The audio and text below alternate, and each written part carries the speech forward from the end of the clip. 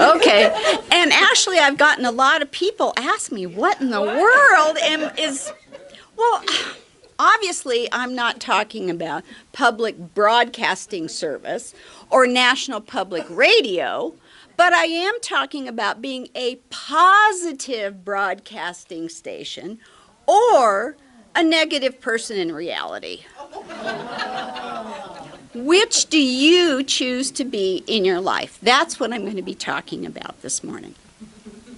So I'd like to start with a quote from Ernest Holmes, who a lot of you know is the discoverer or the facilitator or discoverer of the founder. Thank you.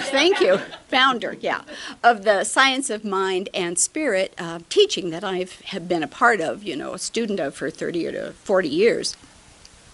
He said, "Did you ever stop to think that you are a spiritual and mental broadcasting station, and that messages are going out from you in all directions, perhaps even while you are asleep?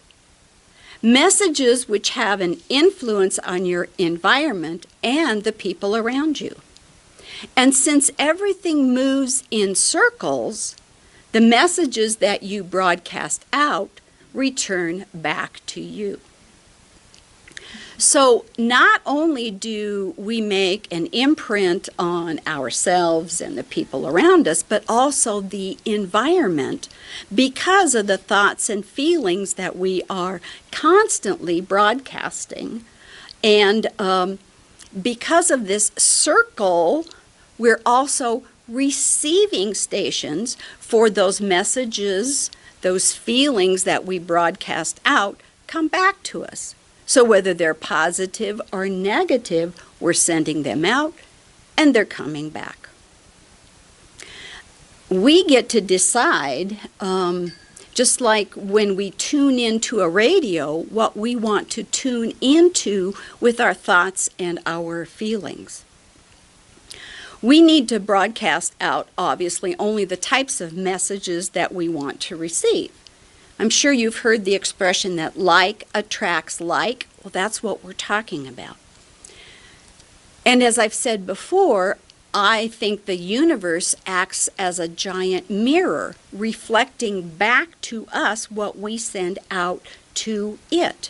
So it's very important that we become aware of what we are broadcasting out to the universe that also comes back to us. When we come from a place of negativity and fear, that is all we seem to be tuned into and see in the world, because that's what we have mentally set ourselves up for. So regardless of what's going on, that seems to be all that we see going on in the world if that's the space we're coming from. And to me, there seems like there's a lot of negativity and fear going on in the world right now. And it's really hard not to get caught up in that. I have to admit, I've done that myself. I get caught up in all this negativity that's going on. So sometimes I have to think about like putting up a shield, or putting myself in a bubble to protect myself from all that negativity that seems to be constantly bombarding me. Reminds me of a story of two men who were walking along a dusty trail headed, in different directions when their paths met. The first man introduced himself as a pilgrim on the way to pay homage to his deity.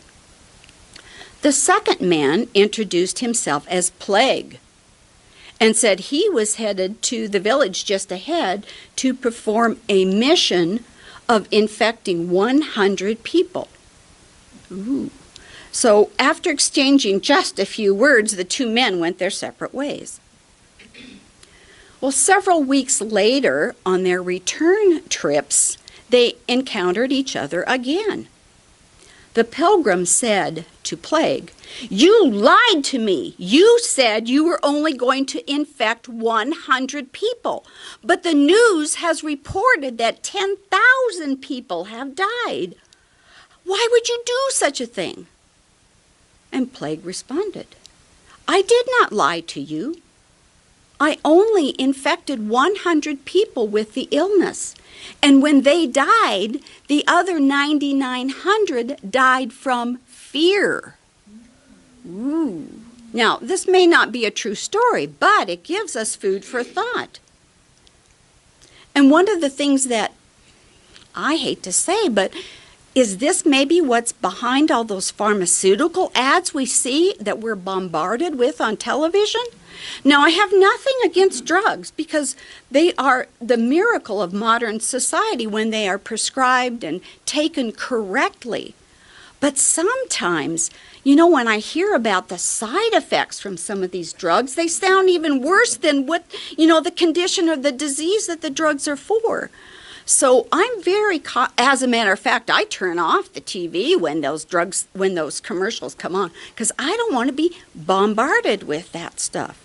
But again, I'm not saying that there's anything wrong with drugs. I'm just saying be very cautious and don't try to, give yourself or have your doctor prescribe something to you that you really don't need. Ernest Holmes, again, the founder, said, "I believe that he believes in a pill and a prayer." And I agree. We can take those pills, all right, and we can also pray that they are effective and that we don't have to take dozens of pills, but maybe one or two. That's what we're talking about here. And that also reminds me of the story of the two wolves, which I'm sure you're all familiar with, where a Cherokee grandfather was trying to teach his grandson about life. And he said, there's this fight going on within me, and it's a terrible fight between two wolves. One is mean and evil, and the other is kind and good. And this same fight is going on inside of you. And the grandson, whoa, that got his attention. And it's going on inside everybody you meet. So the grandson thought about it for a minute and said, "Well, which wolf wins?" And the very wise grandfather said, "The one that you feed." And isn't that the truth? That's exactly what we're talking about, being a PBS or an NPR. Which one are you choosing to feed? Now, what I'm very excited about is that neuroscience is very slowly and cautiously, because that's how scientists operate, that they are starting to prove what those of us in New Thought have known for hundreds and maybe even thousands of years. That is, our mental thoughts are things, and they affect not only us, but, everything around us. They affect our physical well-being as well as our mental and spiritual well-being. And that our brains can actually change in response to those thoughts and feelings. They have discovered that gloomy, negative people can be at risk for depression and or addiction, whether to the drugs or alcohol or whatever. And that people who suffer from clinical depression are much more prone to physical disorders like heart attacks and than people who've never had any diagnosis or history of depression. So what I would recommend is if you have family members or friends who are suffering from depression and negativity, you do some research and present them with the facts. They may not believe what we talk about here about the mental, discipline of our mind, but when they see something that science says, they may be more open and receptive to it. And hopefully I will give you some tools today that will help you, that you can maybe help some family members or friends who might be suffering from depression or negativity. We control our thoughts and feelings in a way that is good for our physical health. Negative emotions can weaken the immune system, where positive emotions can strengthen it. Now, a simple way to say this is, don't be sick, be happy. Right? Wouldn't you rather be happy than be sick? Well, that's what we're talking about. Now, I'm sure we're all familiar with the concept of visualization, and particularly when it relates to sports and athletes. And we've heard lots of stories how these athletes will visualize themselves hitting the home run, or being the first to cross the finish line in a race, or hitting a golf ball into the cup, whatever it is. They've recognized the power of visualization. Well, we can do the same things when we start recognizing that we're being bombarded by all this negativity. We can visualize our response, putting up that shield, covering our ears, whatever it is that you feel will be effective for you to not get caught up in that negativity. One of the tools that I think hopefully many of you use here is mindfulness, being mindful of what you are thinking and doing, and meditation. I really appreciate that you have these meditations every morning before your service here, because it is so vitally important to be aware and take that time to go within, to listen to the still small voice of wisdom and clarity. We need to become aware of those negative, fearful thoughts that can affect our brain activity, and thus, our behavior and our experiences in our lives. Scientists have done experiments with long-time meditators. I'm talking thousands of hours of meditation over their lifetimes. And, through the use of brain scans, MRIs, they have discovered that there's changes in the brain of these long-time meditators. And those changes that are changes for the good, for the positive, actually last even after the meditation is completed. And of course, this is stuff you can all Google nowadays and find out for yourself if you don't believe me. I think that is really fascinating. So again, something we've been espousing for hundreds of years. Ernest Holmes again says, we have to be flexible and tolerant, as well as positive and affirmative. And even if someone throws a brick at us, we need not catch it. All we need to do is just step aside. Well, sometimes that's easier said than done, when you're getting bombarded by all this negativity, all these bricks, because it seems like the world is throwing lots of bricks at us right now. I don't know if I'm the only one that's recognizing that or not. But we also have this thing I call race mind, or the collective unconscious. I believe that was Carl Jung's term for it. That we're all immersed in. We are all a part of this one divine mind of God or spirit, or whatever term you want to use. So we need to become much more aware, more mindful of what is going on. Because we can pick up or receive signals from this universal mind, divine mind, race mind, whatever you want to call it. It's just like, and I'm sure we've all experienced this, when we walk into a room and we can pick up on the atmosphere, even without people saying a word. It could be a very negative, or like walking into this place, a very positive, loving atmosphere. Because we have that ability to determine the atmosphere, the thought atmosphere of the places that we are in. Now, I think we've all known, or this has been proved, that animals can detect fear. I guess they actually smell it. And I know one time I was walking by, and I love to walk, walking by a house, and there were some dogs they were pretty small dogs, but they came rushing out of the backyard, yelling or barking and nipping at me, and they actually bit me. And I was like, oh my gosh.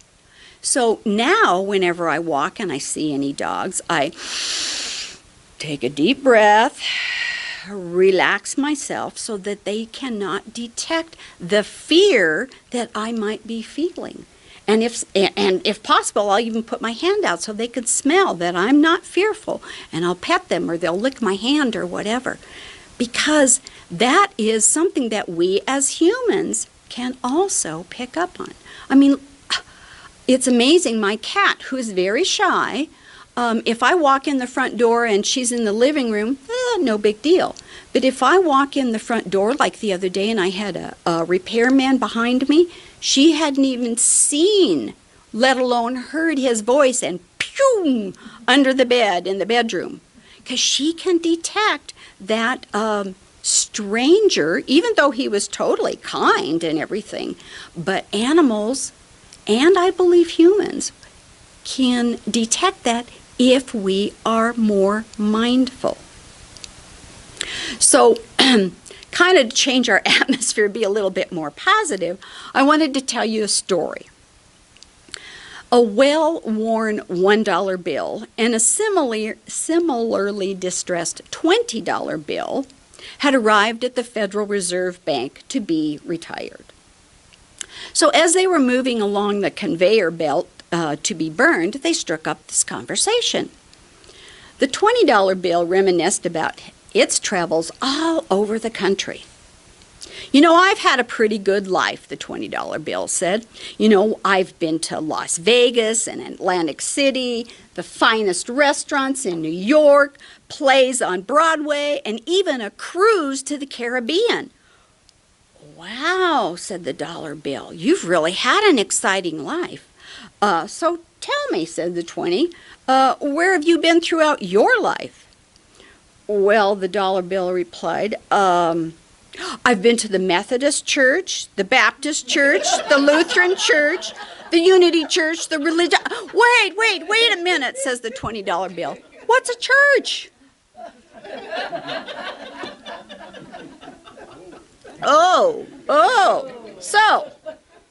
So that this $20 bill knows what a church is.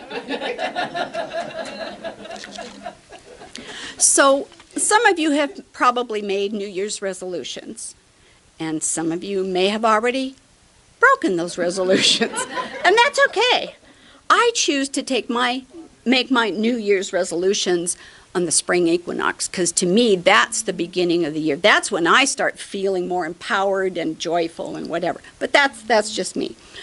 But so what you might want to do is this new year, if you want this year to be different from last year, you may choose to start monitoring your thoughts. Start with just one day and see. Maybe write down, in a journal or every, 5 or 10 minutes. Remind yourself to recognize, to become aware of what you're thinking about. Because what you are thinking about, remember, you're broadcasting out into the universe, and guess what's going to come back to you? So the more we can become aware of what we're broadcasting, the more we can recognize what we're going to be receiving. Then we can determine if that's the path we want to continue down for the year, or we may want to change directions a step at a time. And again, a lot of this stuff is easier said than done, but at least you can start by taking the first step.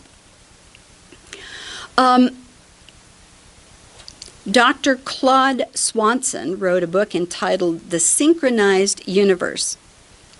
And he said, our Western culture has taught us that thoughts don't matter. If each one of us goes around each day carrying anger and resentment, the Western belief is that there is no direct effect on the world, as long as we refrain from overt violent actions. The present belief is no harm can be done to others. but we are truly tied to one another, and even our thoughts affect each other.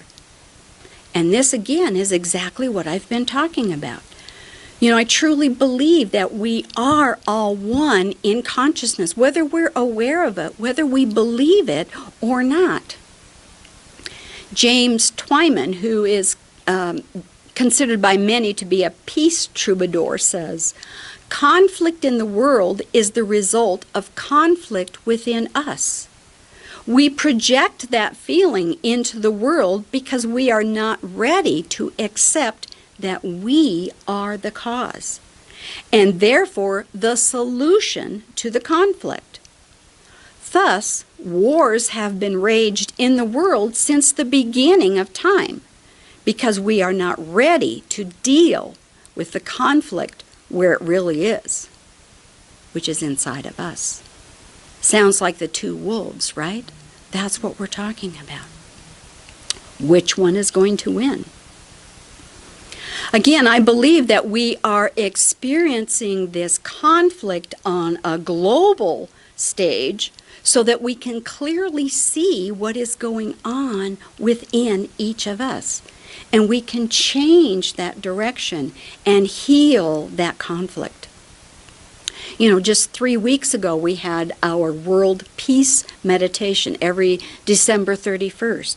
Hundreds of thousands, if not by now 1 million people worldwide at the same time, which happens to be 5 o'clock our time, get together to meditate on world peace. This has been going on since 1986, and it was started by John Randolph Price. The very first one I recall was at the college, and I went to that, and it was such a powerful experience. I have participated in just about every year since then, because it's something I believe in. That's why my license plate says World Peace. That's what I want to bring into the world.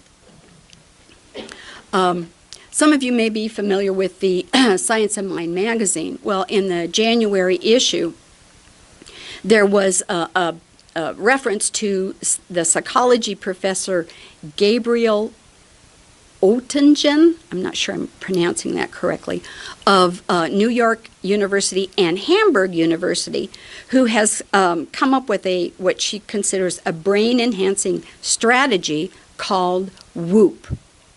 WOOP, W-O-O-P. Wish, Outcome, Obstacle, Plan. So this is one of the tools that maybe you can use to make some changes in your life in this new year. So step 1 is to visualize your wish or your goal or your desire, whatever it is that you want, so that your mind and your brain know what to focus on. Number 2, visualize the outcome or the benefits of that wish or goal or desire, so that the motivational circuits in your brain become conscious of what it is that you want to experience, and can help with the biochemicals. And I'm not going to get into all of that, and I don't understand all that, and it doesn't really matter. So that you can accomplish what it is that you want. Step number 3 is, and this is one that I think we sometimes forget about, visualize all the obstacles that are stopping you from attaining this wish or goal or desire. And I think it's wonderful that we have such positive attitudes, but sometimes there are obstacles that we really can't see. And maybe we need some help in seeing some of those obstacles that might be in our ways. We can always see the obstacles that are preventing other people from attaining their goals, but not ourselves, right? Okay. So then step number 4 is to visualize a plan that will move us in the right direction to help overcome those obstacles. And again, maybe we have a great idea we want to take to market, but we don't feel like we have the funding for it. Well, maybe we can reach out to family members or friends or GoFundMe on the internet or whatever it is, and really take the opportunity. And maybe we find the obstacles are just too much, too many. So maybe we revise our initial wish or goal or desire to something more attainable. And once we've attained that, then we can move on to something higher and greater. This is a very practical tool that we can use. WOOP, wish, outcome, obstacle, plan. Now, in the Science of Mind and Spirit teaching, we say treat and move your feet. Treat is kind of a short term for spiritual mind treatment, which is our form of affirmative prayer. Rather than pleading with God or Spirit to give us something, we affirm that we have this thing already. That's why we call it affirmative prayer. So treat and then move your feet. In other words, we have to take some kind of action. I mean, wouldn't it be wonderful if this thing that we were desiring would just fall right into our lap, And sometimes that does happen. I'm not saying it doesn't. But most of us don't have that trust, that faith, that belief that Jesus or Buddha or Krishna or some of the saints had. So we have to take this one step at a time. Start from where we're at, but take some kind of an action. So I'd like to close with another quote from Ernest Holmes. There is a silent force flowing from each of us in every direction at all times. How necessary it is that we assume the role of the announcer and the broadcaster. How necessary that we write our own program and deliver it ourselves. So I will ask you again, are you PBS or NPR, a positive broadcasting station or a negative person in reality? It's entirely up to you.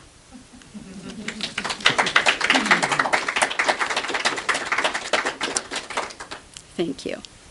So now I'd like to take a few minutes to go into the silence, to take this time, to listen to that still small voice that knows the truth of our being. What is our desires, our wishes for this coming year? What is it we want to broadcast and receive? Take a minute to contemplate how Spirit can operate in your life to bring you the highest and greatest good.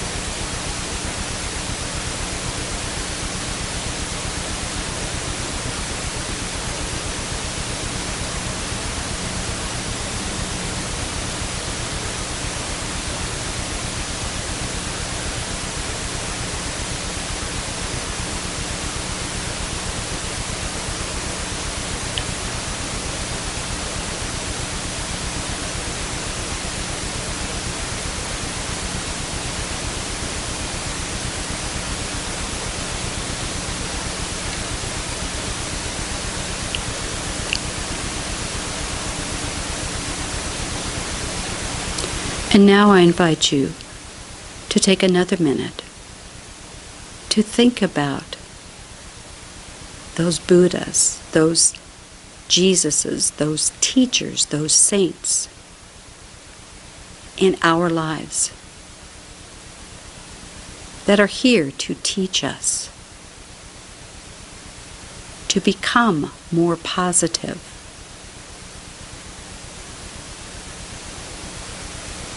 And to reject the negative, to learn from our experiences.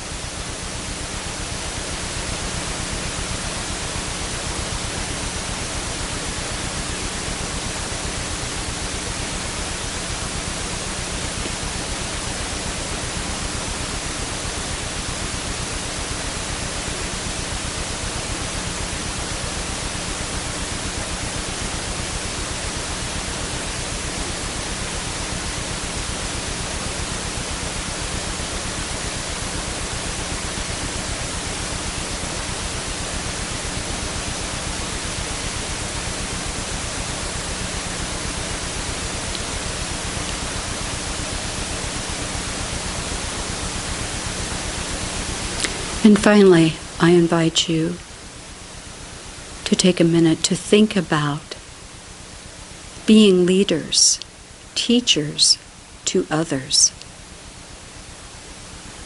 by your positive, affirmative outlook on life.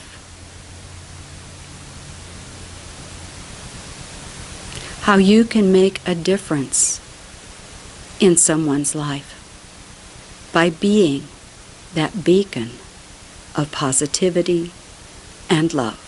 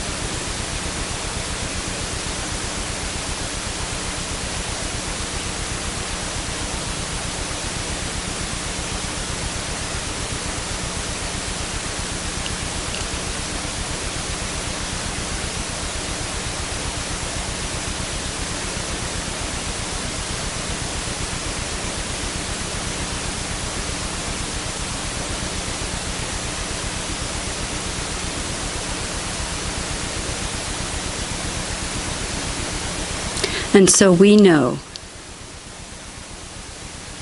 that we each take a gift from this morning's service, either through the words or the music, and above all through the fellowship, out into our lives, where we continue to be a positive broadcasting station to those around us. Thank you for this opportunity to speak with you today, to share with you, to be a part of this loving community. I am so grateful, and so it is. Thank you. Amen.